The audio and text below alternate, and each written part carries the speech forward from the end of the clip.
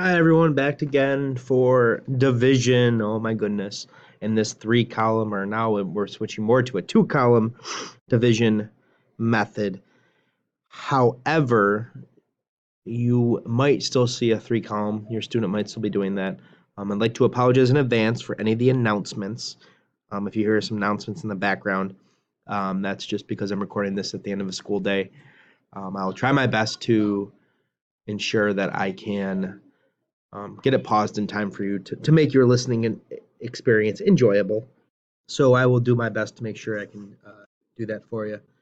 Um, I'm going to show you quick this three method or three column method of division that kind of leads us to the uh, understanding of the algorithm when we get to that later in the school year, just like we did with division or multiplication. Um, your students might also ask you to, or might say the word megabox, which is another word that we use to kind of show our work and show how different groups are being made. So if I were to have the number 37 divided by 4, I would ask first that students create. I'm only going to show the two column method today. Um, show a multiplication side and then also show a subtraction side. We always multiply by our divisor, which is this 4. Okay, that is the divisor.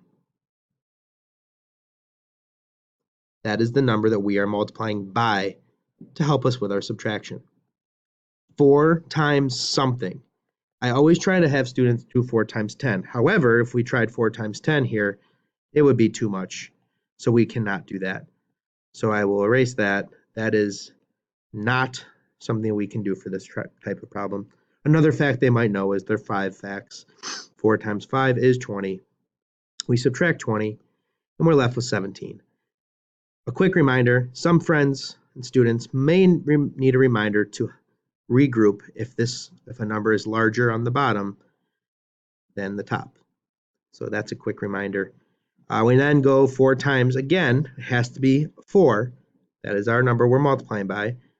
Is our factor, and that is what we're using. 4 times something gets us close to 17. Here we might think, okay, we know 4 times 5 is not going to work because 20 is larger than 17. It is greater than 17. But we do know our 4 times 2 facts. 4 times 2 equals 8. We can then subtract 8. A quick reminder, we need to regroup here. 17. Okay, 17 minus 8 is 9. Okay, now we think, okay, I know 4 times 2, again, is 8. Same thing, subtract our 8. We're left with 1.